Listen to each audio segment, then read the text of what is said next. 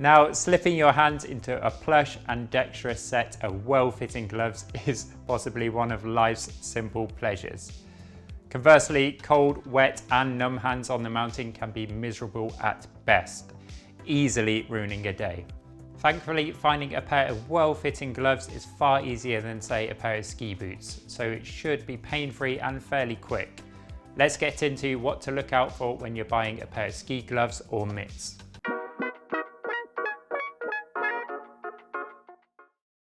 Right, first, let's start with fit. And well, it should fit like a pair of gloves. But what does this actually mean? Well, in terms of the correct length, there shouldn't be excess space in the tips. That's a sign that they're too long. There also shouldn't be space around the joint between your finger and palm, a sign that they're too short. As for the width and depth, there shouldn't be excess space around the palm and the back of the hand. You should be able to get your hand in and out without it being a total wrestle. When you get the correct length and volume, it should be a snug fit without being too constrained, giving you maximum range of motion and dexterity. The choice between mitts and gloves will often come down to warmth and comfort desires.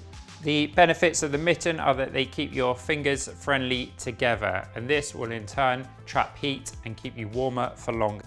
But the downside of keeping your fingers all together is the lack of dexterity. Even simple tasks such as fastening a jacket can be cumbersome with mitts on. Gloves, on the other hand, will be more dexterous, although this depends on the material, while being slightly colder than mitts.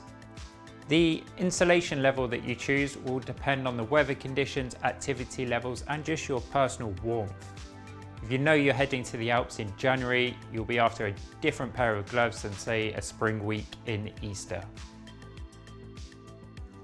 The warmest gloves will tend to be bulky and less nimble, though with careful fitting they can still be capable of most tasks. The thinnest of gloves offer very little insulation or even none in some areas. The key for any piece of ski wear is staying warm enough but keeping the sweat at bay. This comes down to your own physiology in warmth and circulation, and also the activity that you're doing. If you're always charging around, then you'll be running a lot hotter than, say, someone cruising between the restaurants. The final part of the equation is what material and membrane you decide to go for.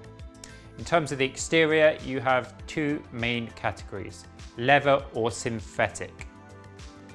The leather outers tend to offer benefits of added dexterity of waterproofing and durability, but they come with an added maintenance and care, such as not drying them out on the radiators and keeping them waxed up.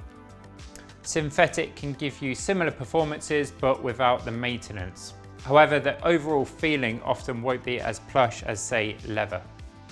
No matter what outer you choose, it will most likely include a membrane. This is the waterproof component that keeps you dry while also allowing sweat to evaporate out of the glove. Every manufacturer will claim to have the best figures when it comes to breathability and waterproofing. Generally, it's worth looking for the leading membranes such as Gore-Tex, Futurelight and Event if you're expecting wet conditions. If you're expecting to be out in drier conditions, this is less important and a soft shell material can work better. So I hope you found this ski workshop video useful. If you do have any questions on ski gloves, then pop a comment below and I'll try to answer as soon as possible. If you're ready to grab yourself a pair of gloves or mitts, then head over to our friends at Surf Dome to check out their full range. I'll pop a link down below. Cheers.